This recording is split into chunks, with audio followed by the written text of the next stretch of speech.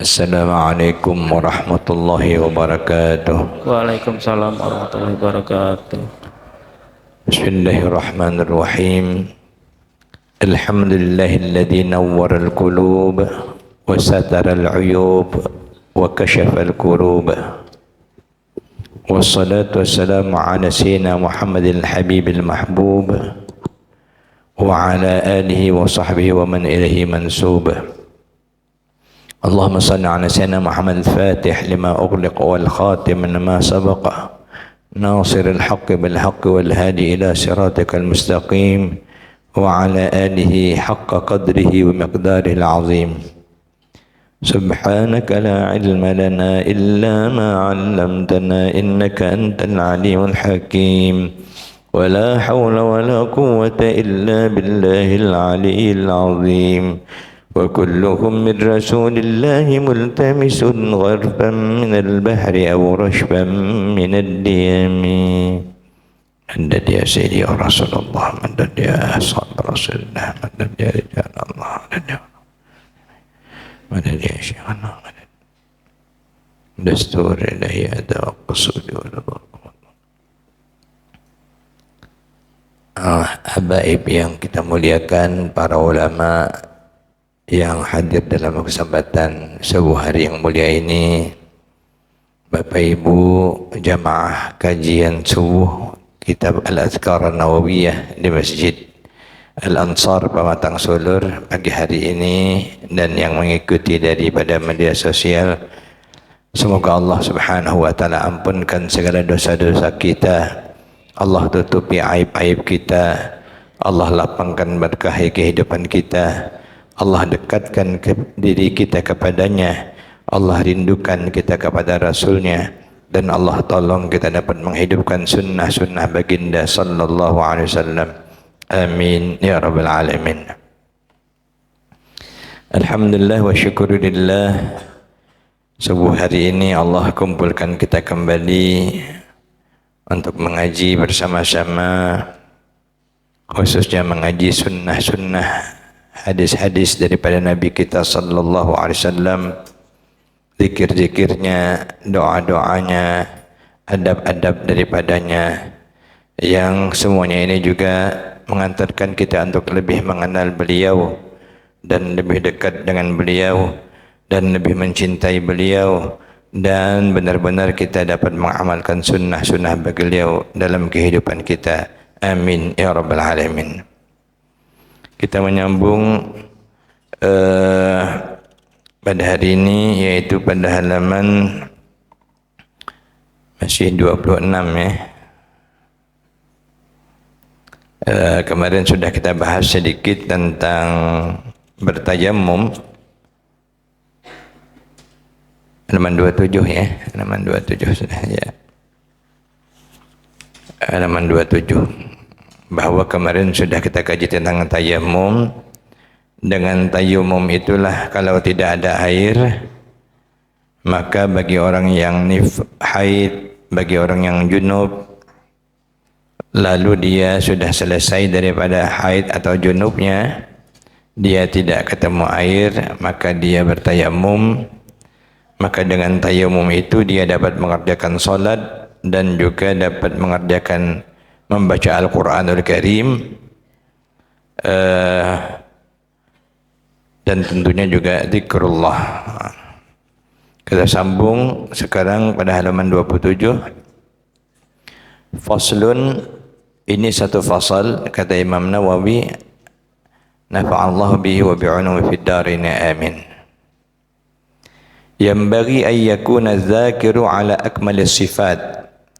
Sepatutnya orang yang berzikir itu ala akmalis sifat, berada dalam sesempurna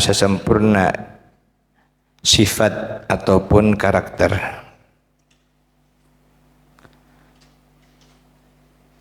Fa in kana jalisan, maka apabila ia dalam posisi duduk, fi mawdi'in, pada satu tempat, istaqbalal qiblatah, dia berusaha sebaiknya menghadap kiblat. Jadi kalau kita berzikir sudah mandi ataupun sudah berwudu, berbaju yang bersih, memakai minyak wangi, lalu duduk menghadap kiblat. Wa jalasa mutadhallilan mutaqashshi'an bisakinatin wa waqarin. Duduk dengan penuh tadallul, merendahkan diri. Mutaqashshi'an, berupaya khusyuk, bisakinah, dengan tenteram, tenang. Salah satu wujud tenang dan tenteram khusyuk ini tidak ada banyak gerak. Kalau duduk berzikir, suci, bersih, menghadap kiblat, duduk dengan menghinakan diri di hadapan Allah, bisakinatin, dengan tenang. Sambil banyak berzikir, kita tundukkan kepala, pejamkan mata, lisan kita memuji Allah, hati kita mengagungkan Allah Subhanahu wa ta'ala sepenuhnya. Jangan sambil banyak tidak sakinah, tidak tenang, sambil ngomong, sambil bercakap, sambil oleh sana sini. Itu salah satu adabnya. Wa waqar, jadi waqar ini ungkapan yakni selain tenang, dia betul-betul menunjukkan kesungguhan. Itu waqar. Waqar ini bisa diartikan dengan penuh anggun, dengan anggun, tetapi dengan penuh hina, penuh tenang, anggun, adabnya mempesona. Mutriqan ra'sahu, kepala ditundukkan.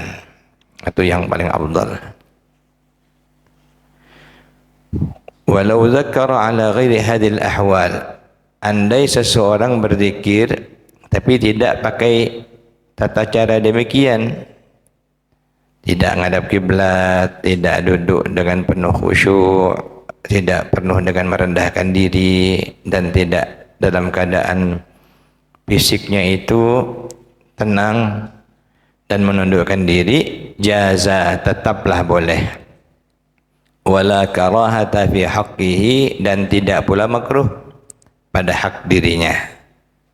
Tapi bedalah, ya, kata guru Bakhid.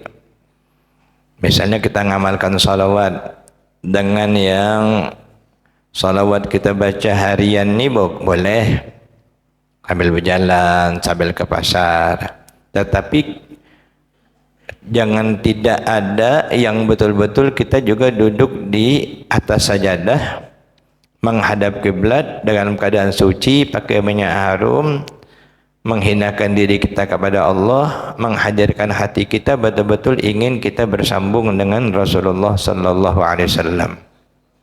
Kita rasakan betul bahwa kita itu benar-benar mempersembahkan salawat yang terbaik, terindah kita untuk beliau. Di antara adab bersalawat yang diajarkan oleh Tuan Guru Bakhid, misalnya di awalnya kita membaca firman Allah, A'udzubillahi minasyaitonirrajim, Bismillahirrahmanirrahim, Innallaha wa malaikatahu yusalluna 'alan nabi, Ya ayyuhalladzina amanu sallu alaihi wa sallimu taslima. Assalamu alayka ayyuhan nabiyyu wa rahmatullahi wa barakatuh. Allahumma salli ala sayyidina Muhammadin wa ala ali sayyidina Muhammad kama sallaita ala sayyidina Ibrahim wa ala ali sayyidina Ibrahim. وبارك على سيدنا محمد وعلى آل سيدنا محمد كما باركت على سيدنا إبراهيم وعلى آل سيدنا إبراهيم في العالمين إنك حميد مجيد. Baru nak pilih lafaz salawat yang manapun silahkan. Itu mukaddimah. Kalau kita memang lagi spesial ingin salawat yang khusus, berbersih dalam keadaan suci, pakai minyak harum, duduk di atas sajadah tersimpuh, nundukkan kepala kita, mulailah dengan yang tadi disebutkan. Itu subhanallah. Sedangkan tidak khusyuk saja salawat pahala, apalagi jika dilakukan dengan sebenar-benar persembahan yang terbaik dan penuh khusyuk, penuh dengan kerinduan kita, dan kita sampaikan salawat itu sebagai ungkapan kita memuliakan Nabi, kita merindukannya dan kita mencintainya dengan sepenuh jiwa raga kita. Ada kita rasakan. Lakin boleh kalau tidak dengan tata cara demikian. Lakin akan tetapi in kana bi ghairi uzrin, jika tidak ada uzur, artinya dia banyak kesempatannya untuk melakukan secara khusus, kana tarikan lil afdal, berarti dia meninggalkan yang lebih utama. Ya. Benda tu boleh, misalnya hari-harian kita berjalan kemanapun kita zikir, kita salawat, tapi mesti ada juga waktu yang khusus kita siapkan, kita tersimpuh di hadapan Allah menghadap kiblat dengan tata cara yang tadi kita sebutkan. Jika kesempatan ada, waktu ada, dan memang kita ingin bersalawat lalu tidak kita gunakan, tidak kita lakukan adab atau tata cara yang tadi, kana tarikan lil afdal, berarti meninggalkan yang afdal. Ini kalau dalam kaji tasawuf termasuk yang wajib kita bertaubat, meninggalkan yang afdal nih. Dan di antara kata ulama tasawuf termasuk dalam taubat kita itu apabila kita meninggalkan yang disebut dengan khilaful aula. Ada yang lebih baik lagi, tetapi kita memilih yang boleh. Contoh, misalnya dalam membaca surah Al-Fatihah, kita tidak mewakafkan bacaan akhir surah Fatihah itu, yaitu pada ayat yang ke-7. Siratal ladzina an'amta 'alaihim ghairil maghdubi 'alaihim waladdallin. Kita habiskan satu ayat. Jika kita memang napas kita panjang, bisa kita lakukan, maka jangan berhenti atau jangan wakaf di tengah.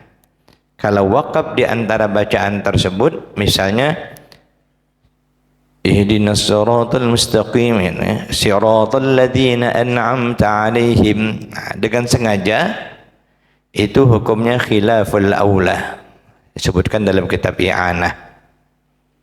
Seperti itu kalau di dalam mazhab Hambali, mereka memang di situ ayat yang ke-6, ayat yang ke-7-nya baru ghairil maghdubi 'alaihim. Tapi dalam kita mazhab Syafi'i meyakini itu satu ayat, ayat yang ke-7. Jadi khilaful aula jika kita sengaja wakaf di sana. Nah, kalau dalam kajian tasawuf, taubat kita itu sampai kepada tahap meninggalkan yang afdal atau khilaful aula, itu kita lakukan. Misalnya, mohon maaf, boleh tak makan jengkol? Boleh. Kalau tak ada makan jengkol, boleh juga. Mana bagus makan jengkol dengan tak makan jengkol? Misalnya, kalau nanti makan jengkol, nanti di rumah baunya berubah. Yang makruh, bersangatan makruh, kalau nak masuk masjid. Sampai Nabi tegas, Nabi bilang, man akala hadha, siapa yang makan makanan yang berbau ini, fala yaqrabanna musallana, jangan dekati musalla kami. Dalam hadis yang lain, falyatazil musallana, tinggalkan masjid kami dulu. Nah, jangan masuk berjamaah. Itu saking artinya kita berusaha jangan juga meninggalkan yang afdal. Benda tu boleh. Sebab dalam hadis yang lain Nabi pernah melihat ada sahabat yang tak mau makan ketika ada jamuan, misalnya di acara biasa, sahabat tak mau makan. Falamma kariha aklaha, ketika Nabi melihat sahabat itu tak mau makannya, Nabi bilang, kul, makanlah. Fa inni unaji man la tunaji, aku ini berbeda. Aku bisa berbicara dengan orang yang engkau tidak bisa berbicara. Dalam hadis maknanya ada Jibril. Nabi berbicara dengan Jibril alaihissalam. Benda tu boleh, tidak ada pula haram ya, menunjukkan halalnya. Tapi kalau dalam artian kita ingin mengambil yang paling utama, minimal waktu masuk masjid, mau ke masjid janganlah. Jangan merokok termasuk, mohon maaf. Karena kalau merokok mesti kumur-kumur dulu. Sebab kalau habis merokok, rokok matikan. Masuk ke dalam. Allahu Akbar. Masih tercium lagi bau rokoknya. Itu salah satu kita yang mesti upayakan. Jadi kalau ingin kita betul-betul, bolehlah jadinya 8 tingkatan taubat tuh. Pertama dari dosa besar, kedua dari dosa kecil, ketiga daripada syubhat. Pertama dari yang haram tadi ya, haram. Kedua dari yang makruh. Ketiga dosa-dosa besar. Kedua dosa-dosa kecil. Ketiga daripada yang makruh. Keempat daripada yang syubhat. Kelima daripada khilaful aula. Keenam merasa diri lebih baik. Ketujuh merasa diri lebih baik daripada orang.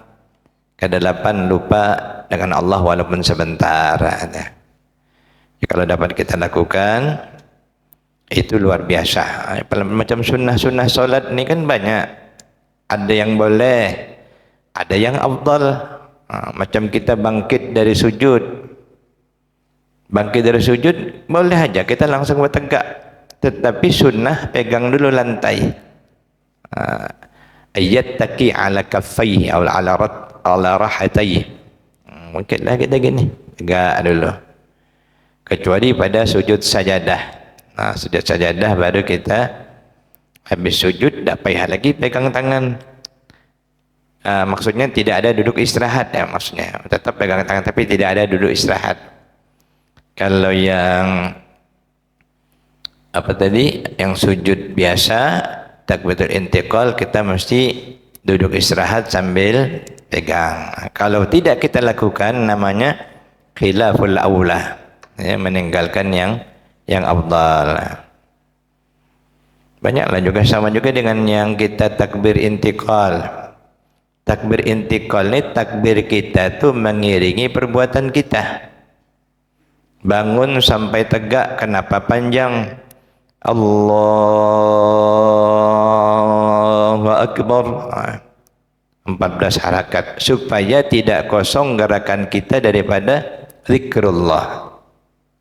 Kalau orang yang biasa sudah bertegak baru Allahu Akbar, jadi khilaful aula, tak ada mengikuti gerakan sujud.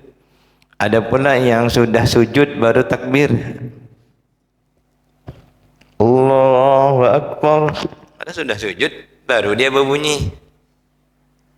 Juga berarti kan khilaful aula. Benda tu sunnah, tidak batal, tetapi tarikan lil afdal, meninggalkan yang lebih afdal. Mulai iblis masuk, payah ni kan Ustaz, banyak ni aturan. Tidaklah ya. Kalau kita melakukannya dengan hati, Allah mudahkan. Kita mau sungguh-sungguh. Tapi kalau kita dengan nafsu dan berpikir berat-berat terus, jadilah ini cukuplah, sudah ada payahlah. Macam-macam ya. Yang penting solat. Ada pula yang jawab, tegur dia ajari, biasalah tu, yang penting solat. Allah syukur mau solat. Emangnya Allah Allah melihat kita solat tu macam kita berjasa ya? Enggak ada sama sekali. Kita yang perlu dengan Allah, Allah tidak perlu dengan kita. Wa dalil ala adamil karahah, dia tidak makruh, tetapi khilaful aula namanya yang tadi ya. Qaulullah ta'ala, boleh saja berzikir kapanpun, dimanapun, salawat dimanapun, tidak dalam duduk, sambil berjalan, sambil bercakap, boleh. Tidak pula makruh. Firman Allah, Inna fi khalqis samawati wal ardi wa ikhtilafil laili wan nahar la ayatin li ulil albab الذين يذكرون الله قياما وقعودا وعلى جنوبهم ويتفكرون في خلق السماوات والأرض ربنا ما خلقت هذا باطلا سبحانك فقنا عذاب النار. Sesungguhnya dalam penciptaan langit dan bumi dan pergantian siang dan malam terdapat tanda-tanda kebesaran Allah bagi orang-orang yang berakal. Siapa mereka? Yaitu orang-orang yang mengingat Allah, berzikir kepada Allah, qiyaman dalam keadaan berdiri, wa qu'udan dalam keadaan duduk, wa ala junubihim dalam keadaan berbaring, wa yatafakkaruna fi khalqis samawati wal ard, dan mereka yang memikirkan kebesaran Allah dalam penciptaan langit dan bumi. Ini tidak ada apa-apa, boleh. Tapi kalau nak maka yang afdal, tentu lebih afdal, ya, lebih aula. Artinya kita ada variasinya. Kapan hari-hari biasa kita dimanapun kita zikir salawat, tak ada tinggal lagi. Kemudian lagi pada waktu yang khusus kita habis salat, ya, habis salat sunnah, lalu kita duduk bersimpuh di hadapan Allah, kita betul-betul menghadirkan hati dengan tata cara yang tadi disebutkan. Apalagi kalau tengah malam, ya, tengah malam atau nak tidur atau di sepertiga malam, mandi dulu kalau dapat pula, ya. Al-Imam Bahauddin Shah Naqsyaband qaddasallahu sirrah dalam manaqibnya, bahkan Imam Bukhari rahmatullah alaih itu solat 5 waktu itu mandi, bahkan setiap nak nganu hadis berwuduk lagi, setiap pagi berwuduk lagi, ya. Subhanallah. Nah, ini bacaan ini tadi untuk kita ketahui baik dan bagus dan diamalkan oleh para ulama kita. Tentunya ada rujukan daripada sunnah Nabi sallallahu alaihi wasallam. Kalau kita melihat pergantian siang dan malam, baca ayat ini. Inna fi khalqis samawati wal ardi wa ikhtilafil laili wan nahari la ayatil ulil albab الذين يذكرون الله قياما وقعودا وعلى جنوبهم ويتفكرون في خلق السماوات والأرض ربنا ما خلقت هذا باطلا سبحانك فقنا عذاب النار. Kita keluar subuh tadi kan nengok pergantian subuh nak jadi siang, ya, nak timbul fajar, nanti nak maghrib. Itu amalkan, ini bagus sekali, ini diamalkan oleh para ulama kita. Wa thabata fi sahihain an Aisyah radhiyallahu anha, dan sabit dalam kitab Sahihain Al-Imam Bukhari dan Imam Muslim, dua kitab sahih hadis yang paling sahih menurut Imam Nawawi, an Aisyah radhiyallahu anha, daripada Aisyah radhiyallahu anha. Bukan hanya menurut Imam Nawawi, bahkan seluruh ulama hadis, ya, bahkan seluruh ulama.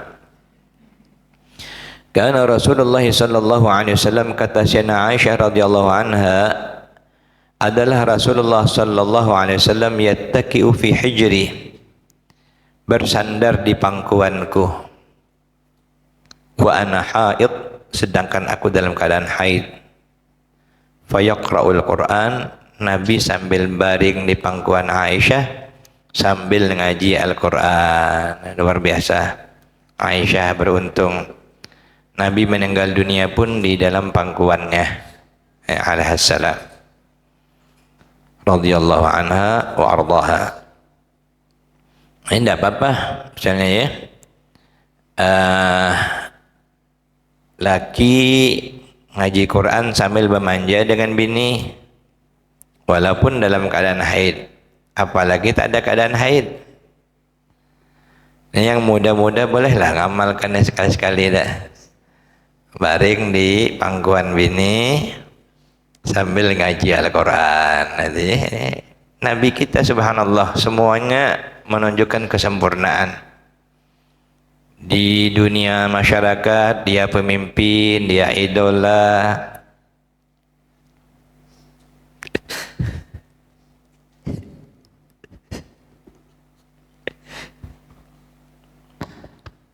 Dia mencontohkan segala yang terbaik, melakukan segala yang terbaik. Dimanapun dia berada, dia mencontohkan, mengajarkan dengan akhlak mulianya. Sempurna.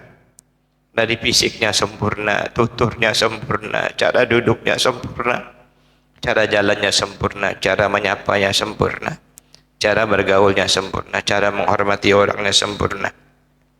Tidak pernah dia memotong pembicaraan siapapun. Walaupun hamba sahaya yang bicara, dia tidak memotong, dia dengarkan. Sallallahu alaihi wasallam. Dan dalam rumah tangga beliau subhanallah, yakni suami yang menyayangi, yang baik, yang membantu, yang ramah, ya, yang selalu menjaga keharmonisan rumah tangganya.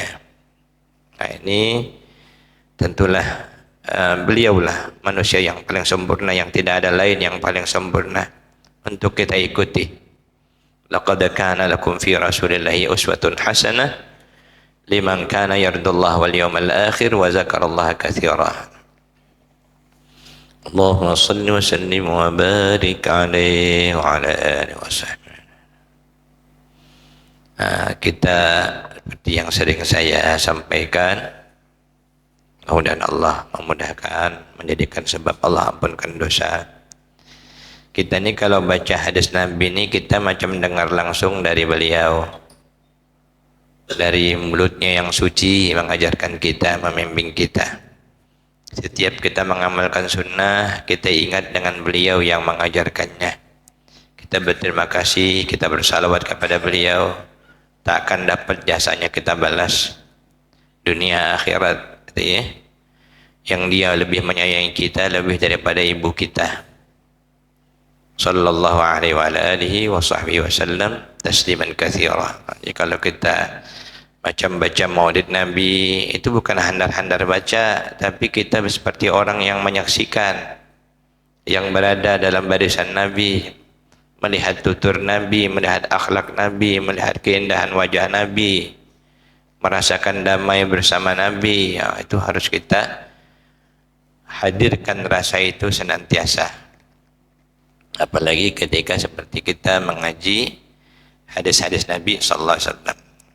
Kalau kita membaca Al-Quran, kata Imam Ali, seperti langsung mendengarnya dari Allah Subhanahu wa ta'ala. Hadis rawahul Bukhari wa Muslim. Nabi sambil ngaji baring di pangkuan Aisyah radhiyallahu taala anha wa ardhaha.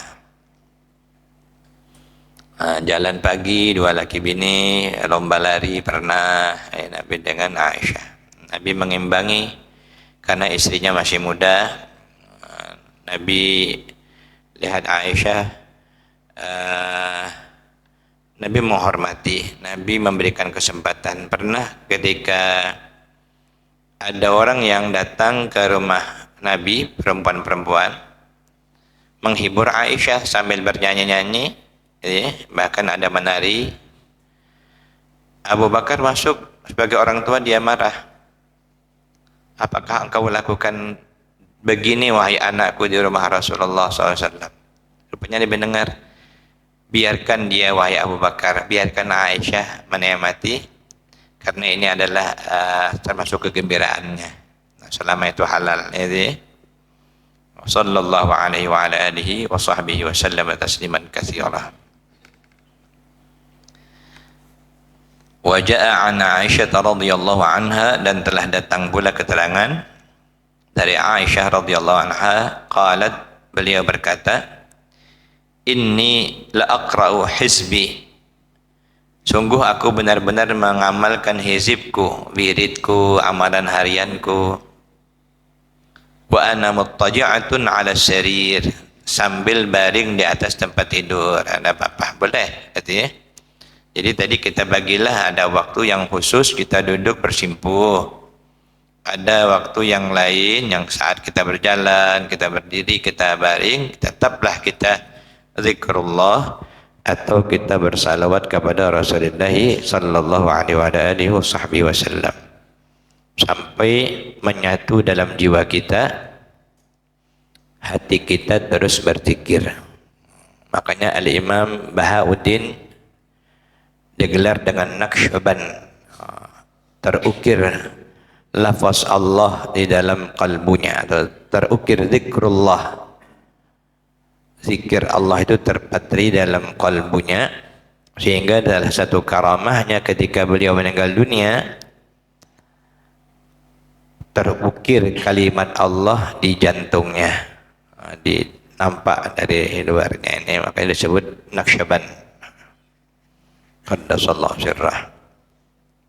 Nah, jadi dimanapun berada sambil baring, nah, dulu Imam Nawawi menyebut siapa orang yang selalu zikir qiyaman, berdiri, wa qu'udan, duduk, wa ala junubihim, sambil baring, itu termasuk az-zakirin Allah katsira waz-zakirat, yang banyak berzikir kepada Allah, baik dari laki-laki maupun wanita, yang dalam Al-Quran Allah firmankan, a'addallahu lahum maghfiratan wa ajran 'azima, yang Allah siapkan bagi mereka itu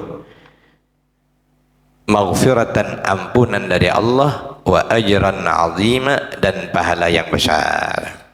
Inilah yang dapat kita sampaikan pada subuh hari yang penuh dengan berkah ini. Mudah-mudahan Allah Subhanahu wa taala jadikan kita sebagaimana seorang sahabat datang kepada Rasulullah SAW, ya Rasulullah, amal apakah yang paling baik aku amalkan? Kata Nabi, lam yazal lisanuka radban bizikrillah, senantiasa lidahmu basah menyebut asma Allah Subhanahu wa ta'ala. Amin ya rabbal alamin. Ya awwalal awwalin wa ya akhiral akhirin wa ya dzal quwwatil matin wa ya rahimal masakin wa ya arhamar rahimin. Ya awwalal awwalin wa ya akhiral akhirin wa ya dzal quwwatil matin wa ya rahimal masakin wa ya arhamar rahimin. يا أول الأولين ويا آخر الآخرين ويا ذا القوة المتين ويا راحم المساكين ويا أرحم الراحمين.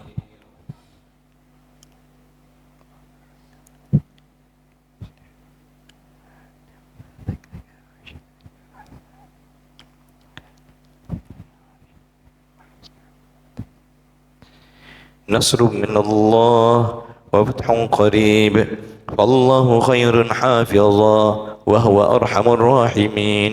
وصلى الله على سيدنا محمد وعلى آله وصحبه وسلم. الحمد لله رب العالمين. Assalamualaikum warahmatullahi wabarakatuh.